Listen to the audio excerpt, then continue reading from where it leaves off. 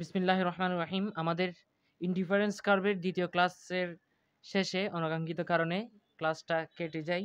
তো আচ্ছা, আমরা যেখান থেকে শেষ করেছিলাম এখান থেকে শুরু করতেছি। আমরা আলোচনা করছিলাম এই নেভার ইন্টারসেক্ট ইচ আদার মানে ইনডিফারেন্স কার্ভ। তো যা আলোচনা করছিলাম যে এটা একটা আইসি কার্ভ, এটা আমরা ধরলাম বি, এটা হচ্ছে সি। তাহলে উভয়টাকে A B R C K উভয়টা এ বিন্দুতে ছেদ করে।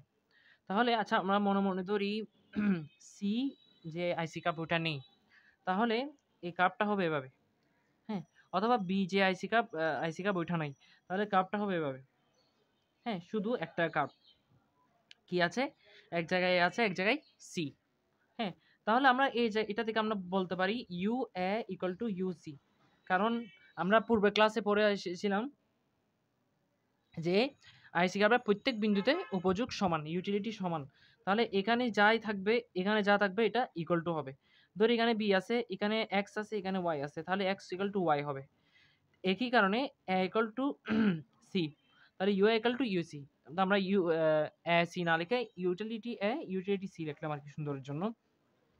আচ্ছা, তাহলে এটার হিসাব শেষ। এরপর আমরা সিতে আসি।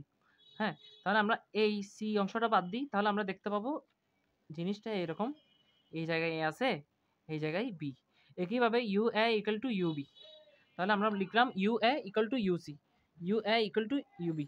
ইউটিলিটি এ সমান ইউটিলিটি সি, ইউটিলিটি এ সমান ইউটিলিটি বি। আচ্ছা, তাহলে বোঝা যাচ্ছে এগুলো সব সমান। হ্যাঁ, আচ্ছা, আমরা কি বলতে পারি না ইউটিলিটি এর সাথে যেহেতু ইউটিলিটি সি সমান আর এর সাথে বিও সমান, তাহলে আমরা বলতে পারি ইউটিলিটি বি আর ইউটিলিটি সি সমান। ইউটিলিটি বি ইউটিলিটি সি সমান না, আমরা এটা বলতে পারবো না, এটা সঠিক নয়। কারণ আমরা এটার পরে পড়ব ইনডিফারেন্স কার্ভের আরেকটা বৈশিষ্ট্য হচ্ছে সে যত উপরে যাবে তার উপযোগ তত বৃদ্ধি পাবে।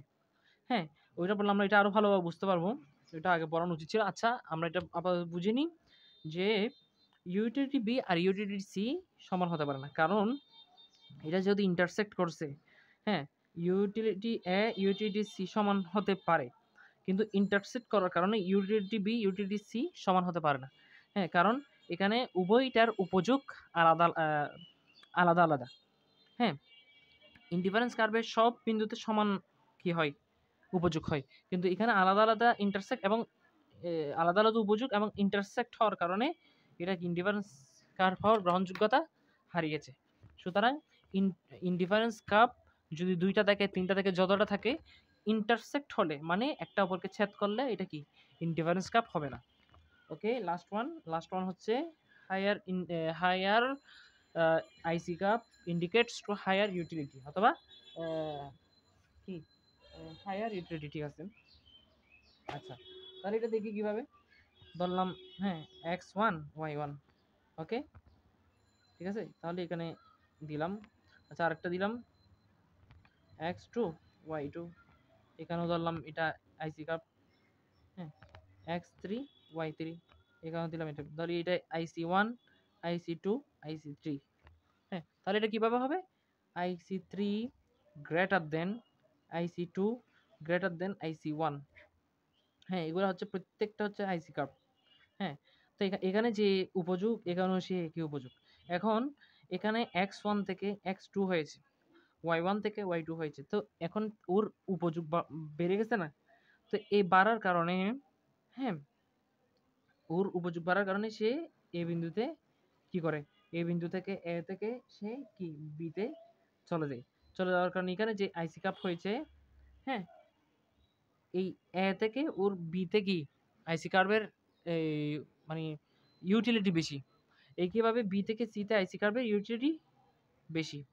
হ্যাঁ, তো এখানে প্রত্যেকটাতে সমান, আইসি ওয়ানের সব বিন্দুতে কি ইউটিলিটি সমান, কিন্তু এখান থেকে আইসি টু এর ইউটিলিটি বেশি।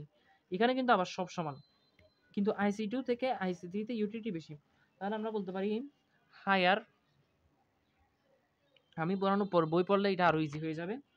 হায়ার আইসি কার্ভ, হ্যাঁ, আইসি ইনডিফারেন্স কার্ভ shows level মানে shows higher level of satisfaction। আশা করি বোঝা গেছে। এই চারটাই হচ্ছে মূল কি মূল আলোচনা। আমরা ডাউনওয়ার্ড স্লোপিং নিয়ে আলোচনা করলাম, কনভেক্স টু দ্য অরিজিন নিয়ে আলোচনা করলাম, ডু নট ইন্টারসেপ্ট নিয়ে আলোচনা করলাম, হায়ার আইসি রিপ্রেজেন্ট, হায়ার ইউটিলিটি। এই 4টা নিয়ে আলোচনা করলাম। আশা করি বোঝা গেছে। আজকের ক্লাস এতটুকুই। নেক্সট ক্লাস আমরা বাজেট লাইন, এমআরএস ইত্যাদি বিষয় নিয়ে আলোচনা করব ইনশাআল্লাহ।